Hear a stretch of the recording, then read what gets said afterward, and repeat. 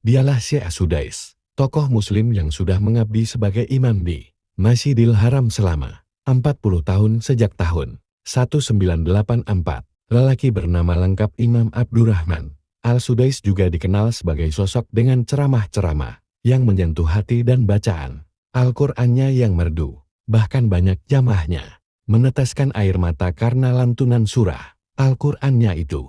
Profil Imam Masjidil Haram Syekh Sudais dikutip dari laman Haramain Syarifain.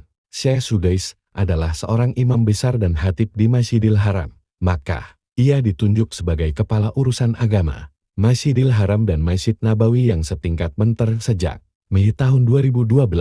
Syekh Sudais dilahirkan di kota Qasim, Arab Saudi pada tahun 1381 Jam, atau bertepatan pada tahun 1962, berdasarkan keputusan kerajaan yang dikeluarkan oleh Mendiang, penjaga dua masjid suci Raja Fahad bin Abdulaziz. Syekh Sudais pertama kali ditunjuk sebagai Imam Masjidil Haram pada tahun 1404 Hijriah di usianya yang masih sangat muda, yaitu umur 22 tahun.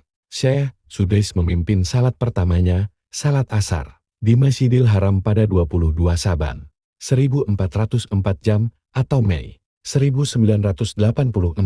Sejak saat itu, ia mengimami salat tarawih di Masjidil Haram setiap tahunnya. Pada 15 Juni tahun 1984, Syekh Sudais tercatat menyampaikan khutbah Jumat pertamanya di Masjidil Haram yang dihadiri oleh ribuan umat Islam. Sebelum Raja Abdullah wafat pada tahun 2011, ia pernah menunjuk Syekh Sudais untuk menjadi Kepala Kepresidenan Umum dua masjid suci sebelum perluasan besar-besaran dimulai di Masjidil Haram. Selain itu, Raja Salman juga pernah menunjuk Syekh Sudais untuk menyampaikan khutbah haji pada tahun 2016.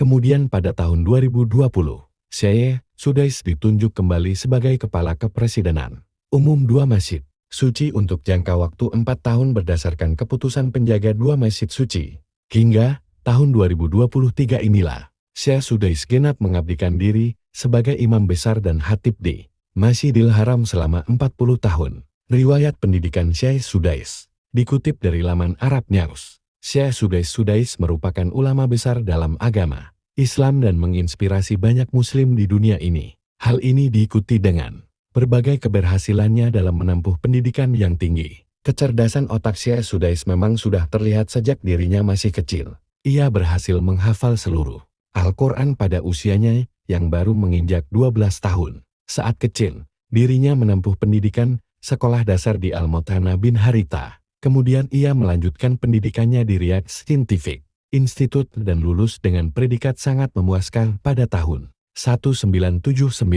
Setelah 4 tahun, Syekh Sudais kembali menempuh pendidikan untuk meraih gelar sarjananya di Sekolah Tinggi Syariah di Riyadh. Di kampus ini pula, ia pernah ditunjuk sebagai dosen di jurusan Hukum Pidana Dasar Islam. Syekh Sudais terus menoreh keberhasilannya dalam pendidikan, yakni dirinya berhasil memperoleh gelar magister dengan nilai yang sangat memuaskan di bidang Hukum Pidana Islam. Universitas Islam Imam Muhammad bin Saud pada tahun 1988.